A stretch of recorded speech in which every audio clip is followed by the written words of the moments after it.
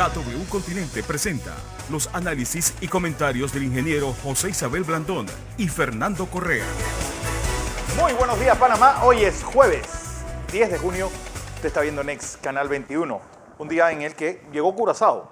Pues ya está la selección con las que nos vamos a medir en ese pase a la octagonal el próximo sábado en el Rod Carew y el próximo martes en un juego que usted verá en exclusiva aquí en Next. Bueno, protestas frente al Teatro Balboa llevan a cabo los artistas. Eso en un momento en que pues, sigue el escándalo de la vacunación VIP. Y pues, el gobierno ayer, tanto el ministro Sucre como la ministra consejera Ira Ruiz hablaron. Incluso el vicepresidente puso unos Twitter donde pues, dice que ya su paciencia se colmó y procederá legalmente contra los que sigan pues, mencionándolo a él o a su familia en pues, partes que no tienen nada que ver. Un día en el que Keiko Fujimori acusa de fraude a Pedro Castillo. Atención porque ya están escrutadas, contabilizadas el 99.13%, 50.2% para Pedro Castillo, 49.8% para Keiko Fujimori. Estados Unidos anunció ayer que donará 500 millones de vacunas a países de bajos ingresos. Y recuerde, hoy juega la lotería, las decenas sugeridas por KW Continente, la del 9, la del 8, la del 3 y la del 1. Don José. Buenos días, Fernando. Buenos días. Buenos días a toda nuestra audiencia que nos sigue en KW Continente Radio y en Canal 21 Next TV. Un placer compartir la mañana de hoy. Está lloviendo. Sí, y va a llover todo el día hasta el sábado. Así que esté tranquilo, maneje con cuidado, la calle está mojada, la gente está alterada. Cuando llega tarde la gente quiere que es helicóptero, se mete por un lado, en fin. Entonces cuando le rayan el carro usted tiene dos problemas. Va a llegar súper tarde si es que llega y va a quedar con la presión alta. Así que tranquilo. Mientras usted esté en su casa nosotros lo vamos a mantener entretenido, tómese su cafecito, Fernando, converse. Nosotros lo informamos con los hechos. Usted decide. Voy a arrancar por decirle algo que no aparece en ningún medio en Panamá. Quizás es una de las noticias en el campo de la medicina y particularmente del COVID-19, de los más importantes después de las vacunas. La casa farmacéutica Merck anunció junto con el gobierno de los Estados Unidos la venta de Merck y la compra de los Estados Unidos a esa casa farmacéutica de un nuevo antiviral contra el COVID. Su nombre, Molnupiravir. Molnupiravir. Es un antiviral cuyo efecto ya estudiado, está en tercera fase. Merck ha pedido ya que se le dé carácter de uso de urgencia y estará disponible en los próximos meses para curar el COVID.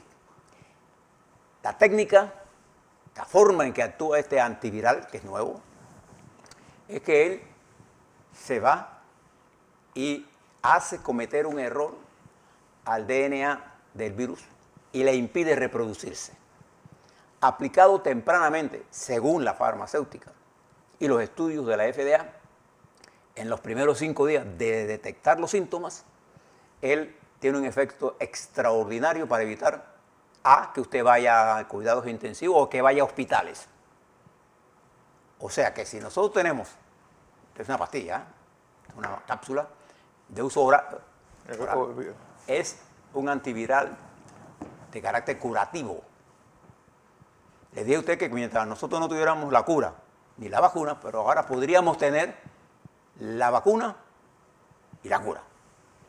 Esta es una noticia de interés mundial e importantísima que demuestra el avance y la velocidad del avance tecnológico del mundo en materia de biología molecular, en materia de química, en materia de física también, y en materia del conocimiento, en términos generales, de la virología o las personas que estudian el virus. ¿Y por qué yo le hablo de esto? Porque nuestros muchachos deben estudiar, estas son las ramas nuevas.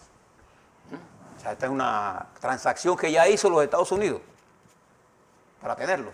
¿Por qué? Como nos están vacunando un grupo de gente importante en los Estados Unidos, tiene que tener cura. No.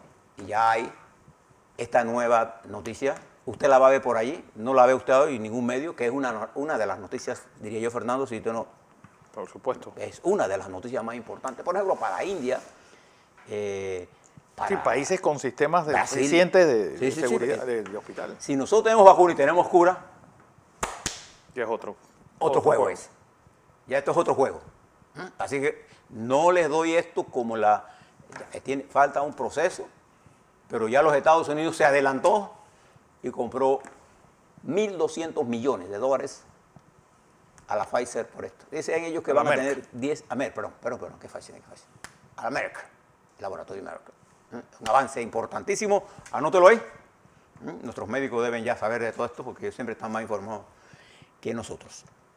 También es importante en el día de hoy destacar, y quisiera pedirle a ustedes que se lea un artículo que aparece en La Estrella de Panamá en el día de hoy, en la tercera página, se llama en la columna Estrella Fugaz, que escribe la periodista Mirta Rodríguez hoy, de una entrevista que le hace NT24. Ella lo resume excelentemente bien en su nota, y también pone una parte de esa entrevista del profesor Jairo Librero, que es un profesor colombiano.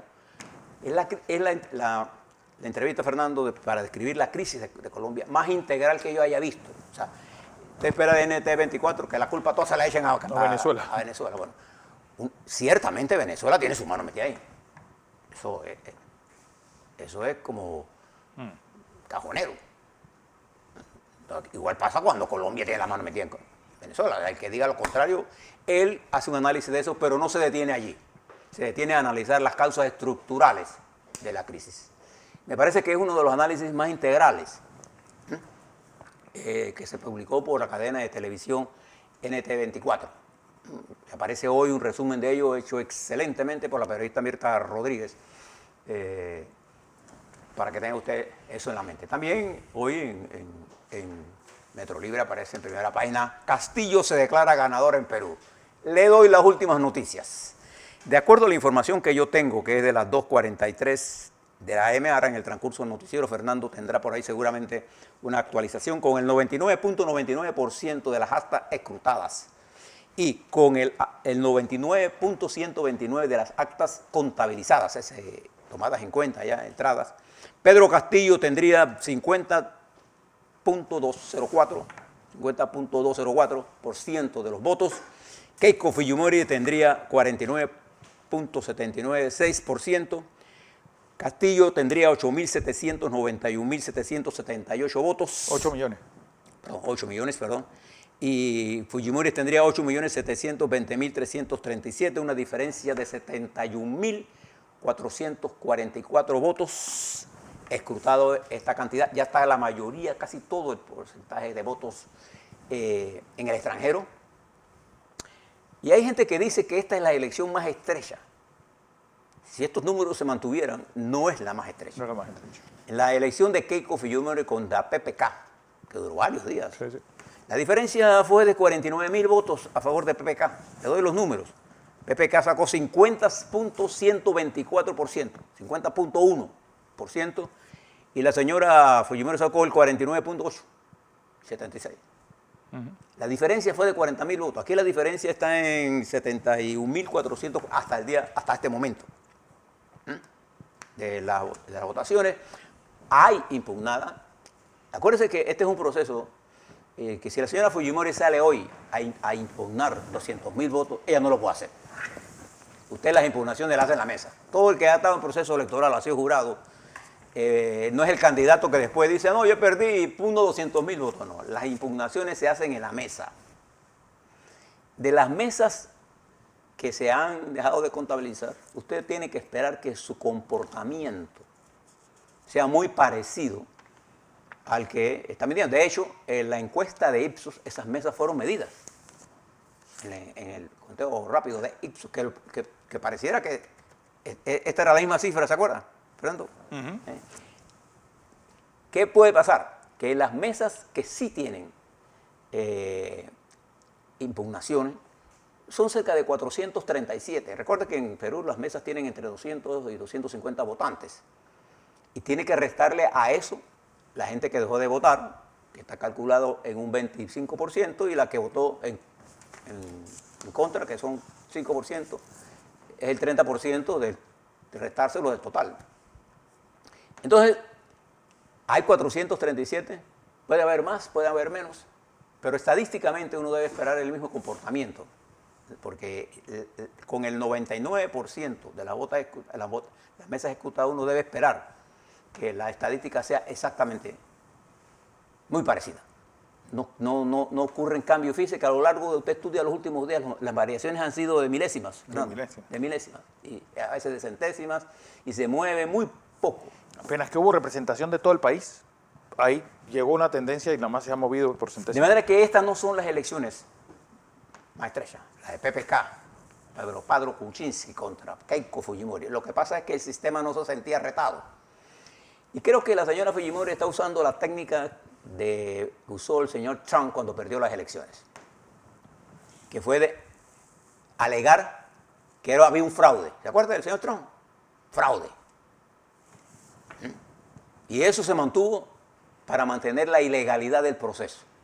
Cuando comenzó el conteo, iba por 40% y ella iba arriba por 6 puntos, ¿se acuerdan? Ella no había nada, y hasta el lunes ella decía que ella respetaba todo esto. Entonces usted debe esperarse que va a haber confrontaciones en Perú, lastimosamente. Y ya Pedro Castillo se declaró ganador. Para mí hay que esperar el resultado oficial. Sí. Y yo le pido a los periodistas nuestros que no estén ahí escribiendo, usted se métese al Tribunal Electoral de Perú, ahí están todos los datos oficiales, use eso. Si tiene pereza, mire La República o mire El Comercio de Perú. No, RPP, entra radioprogramas del Perú, RPP tiene... Sí, pero usted directamente, porque ellos no pueden nada más que usar los datos del Tribunal Electoral. Sí. Nadie está publicando, no puede publicar otros datos. Entonces, no haga discusiones.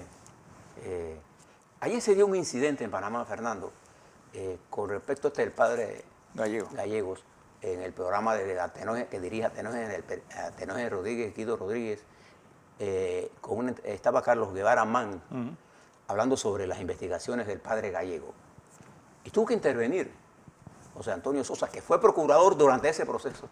Y estos muchachos no le han preguntado nada a él, ni al fiscal Carlos Herrera, que fue Ángel Calderón fue el que hizo la investigación. Ángel Calderón, al padre Conrado Sanjuri, al padre Vicente Moreno, que fueron los que hicieron la investigación. Decían barbaridades de que no se había hecho nada. Se hizo una profunda investigación. Entonces, esta es la diferencia entre narrar lo que tú piensas. Así no se hace periodismo. Y tú lo sabes perfectamente bien. Uno hace periodismo con los hechos. Me llama la atención esto porque esto se está repitiendo, ¿no? Igual lo vio usted en el caso de las vacunas estas. Ahí hay un hecho. Sí, hay un hecho. Hay que estudiarlo. Sí. ¿Quién lo tiene que estudiar? Medcom, TVN, Next, KW Continente. No, la Fiscalía. Pero ahora comienza toda una serie de elucubraciones sin hechos. Mire esto que pasó ayer nada más. Bueno, algunas cosas de importancia global.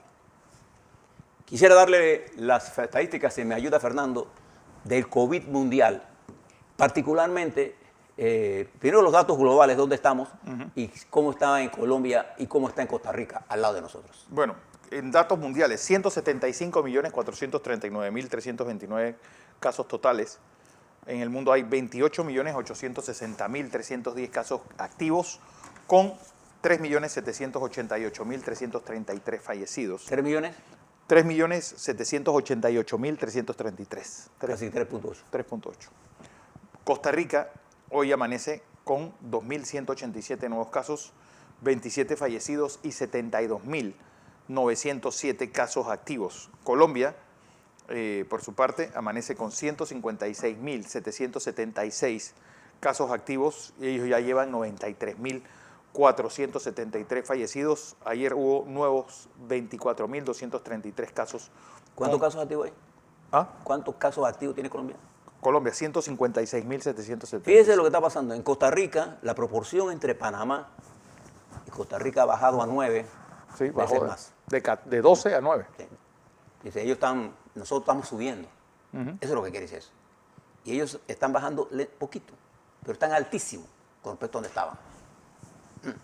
Y en caso de Colombia se mantiene tan alto, casi como 20 veces más que nosotros. Bueno, está a punto de ser 20 veces más que nosotros, pues ellos tienen 156.776, es decir, Observe, y ayer tuvieron 24.000, perdón José, 24.233 nuevos casos con 550 fallecidos. mire por dónde van los muertos. Y esta es Colombia. Y va a seguir, porque Colombia llama hoy a lo que se llama la toma, toma de Bogotá, pacífica. Es lo que plantea Libreros en la entrevista que le hace NT24. Esto va a seguir. Colombia está en estado de... Más daño le ha hecho a Colombia todo el paro de estos 40 y tantos días en menos tiempo que la pandemia en más tiempo. Juntos ha provocado un caos. Y el presidente sigue en la línea de que yo no cedo. Si usted es el jefe, ¿quién cede, Fernando? El jefe. Claro. Pero como la línea es confrontación militar, bueno, vamos a rifársela y se la están rifando contra el pueblo. Yo espero, en esta entrevista que le hacen al Librero, él señala el estudio de Human Rights, yo quiero que usted lo mire, el estudio de Human Rights, una organización de derechos humanos mundial, Human Rights Watch. considera que en Colombia la policía está haciendo lo que ellos llaman, cito el informe, brutalidad policíaca. No es mío, está en el informe, lo dice Libreros en su nota, en NT24. Entonces todo esto le hace daño. Nosotros apostamos a que Colombia busque un camino y el presidente Duque es el único que lo puede señalar. Porque los huelguistas son, los que están en paro, son un grupo tan heterogéneo, son tan heterogéneos como causas para protestar hay. Y mire que hay causas para protestar allá y acá. Una noticia también de importancia global para nosotros y para el mundo en general es la visita del presidente Joe Biden, que ayer llegó a la base militar de los Estados Unidos en Inglaterra, habló frente a los militares norteamericanos. Ustedes deben saber que hay bases militares norteamericanas en Inglaterra. Bueno, en Inglaterra, en Italia, en España. Llegó él allí con el propósito de hoy comenzar, no, ya debe comenzar porque ya son mediodía, las reuniones del G7. Él se va a entrevistar con el primer ministro Boris Johnson en una conversación muy importante. Va a haber reunión del G7 para analizar todo lo que está pasando. Va a haber reunión de la OTAN en estos días. Y el miércoles será, digamos, la culminación de esta gira, que será la entrevista entre el presidente Joe Biden y el presidente Putin. Mientras, Vladimir Putin de Rusia se van a reunir en Suiza. Y estas reuniones tienen dos propósitos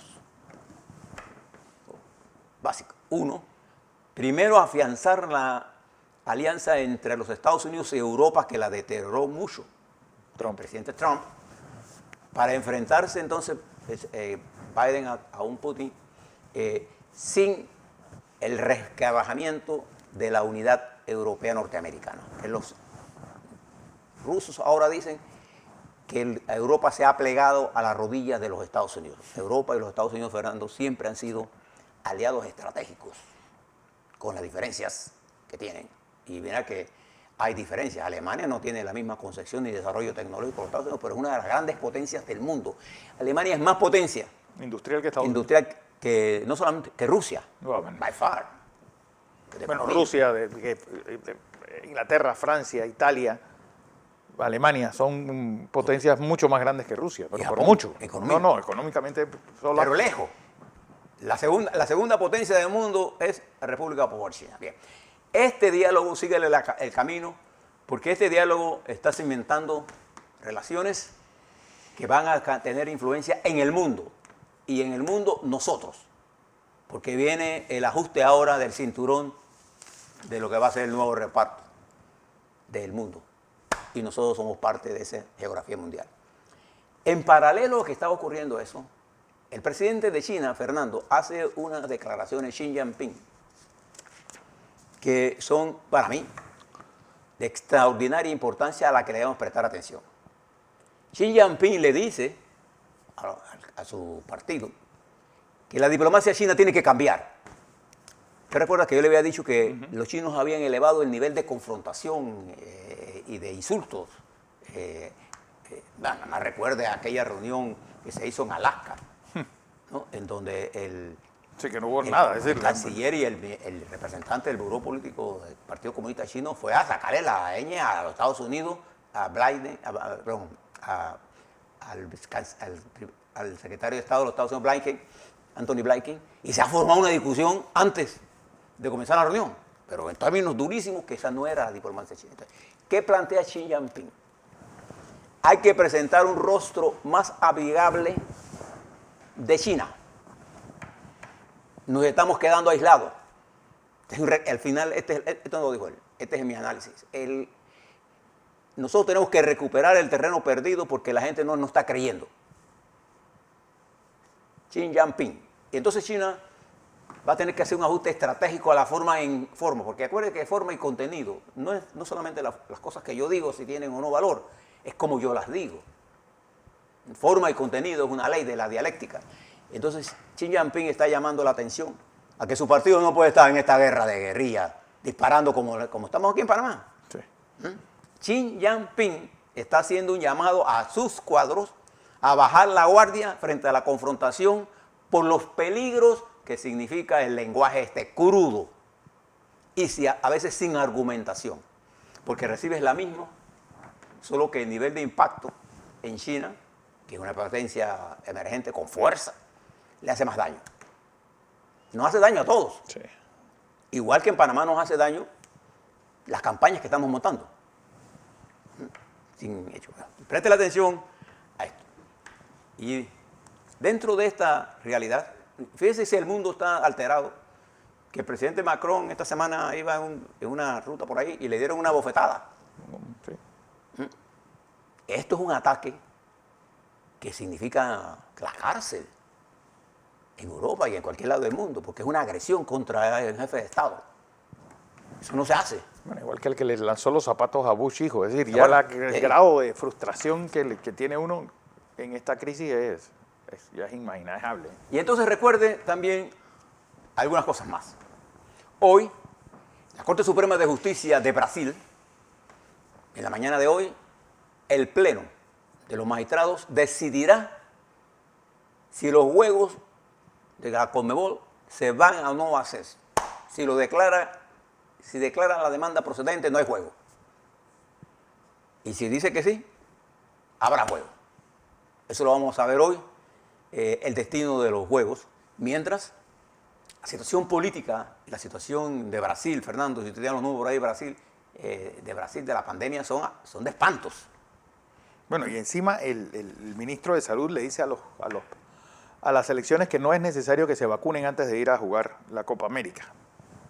Brasil tiene 1.053.592 casos. Ayer tuvo 85.297 nuevos casos con 2.327 fallecidos. Y fíjense, tres casos que quiero mencionar solo rápidamente para terminar este segmento. La confrontación en los Estados Unidos entre republicanos y demócratas está poniendo fin al bipartidismo en los Estados Unidos.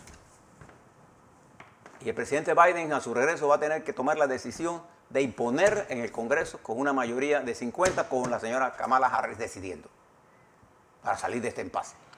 Se ha roto el bipartidismo y un nuevo sistema podría nacer en los Estados Unidos. Fíjese ahí.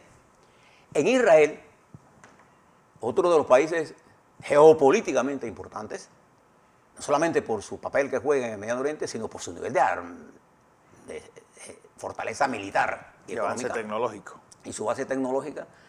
Netanyahu, que ya lleva casi 15 años en el poder, aferrándose al poder, está bloqueando la conformación de un nuevo gobierno.